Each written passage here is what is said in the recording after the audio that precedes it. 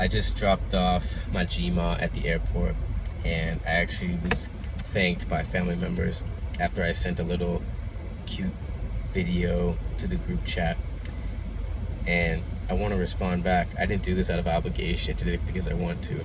And the assumption I made that I'm assuming they made the assumption that I did it out of obligation, and it's just kind of weird. I'm thinking about that.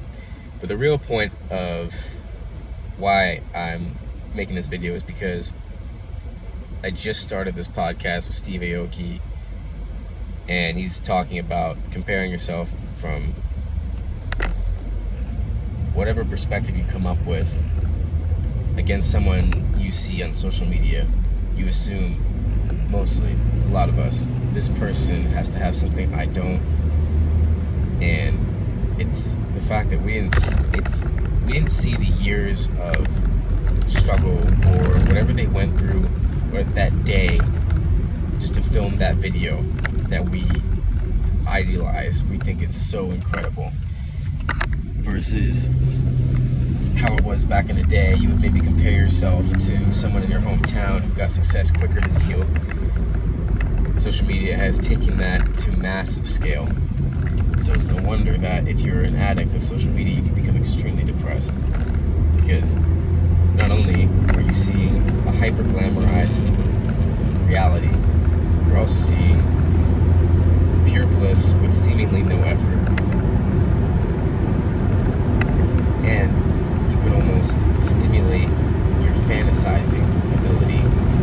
You actually can stimulate your ability to fantasize by seeing other people doing what you deem as the dream. Bars.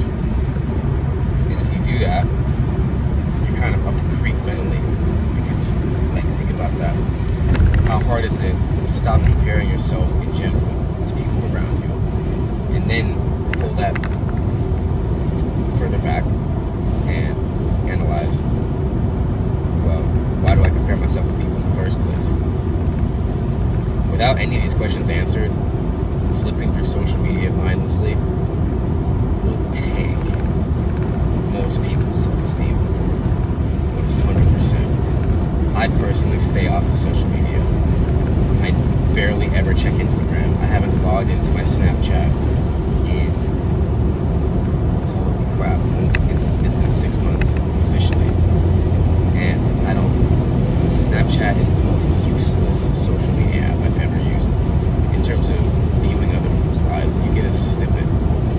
I've almost never hung out with someone that I swiped up on the story with because they're already doing that activity where it's 2 hours behind and they have already completed that activity, and or they just don't check their phone. They're attention whores. They just wanted validation of 300 random people they barely talk to or don't talk to at all, seeing a lifestyle that looks that looks glamorous, hyper-focused on just the positives of their lives. If you film someone's day that you believed had the lifestyle you wanted to live, I'm talking the entire day, what would that actually look like? Cringe at them taking sometimes 10 takes just for Snapchat? Yeah, you probably would. I know I would. And I know I've done that before.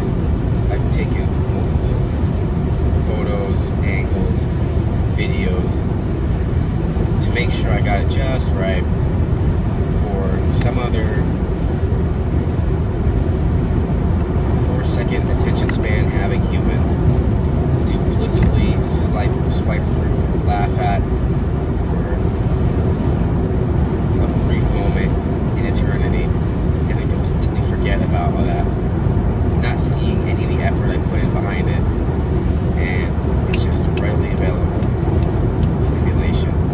So not only is it a comparison factor, it can also turn into an immense addiction where there's no other desire in our lives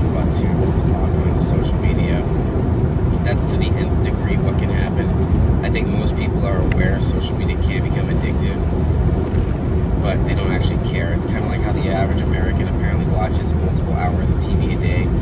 The last statistic I read said 5 hours a day, and if that's actually true, this truck in front of me just swerved. That's maybe he's swiping through Snapchat. Be focused, good sir. And it doesn't add up when taking a rational, logical approach of why am I doing anything that I'm doing?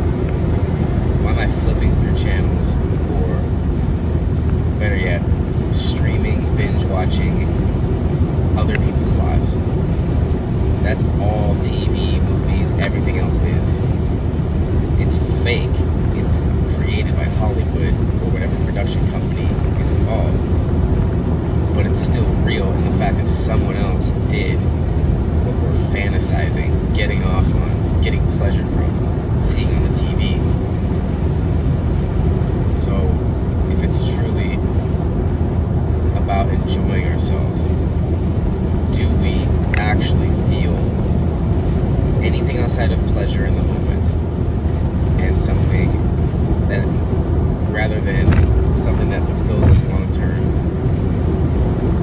I don't believe so. You can watch TV, you can learn something. That's the key. If you're learning something, I suppose, that can fulfill you in the long term.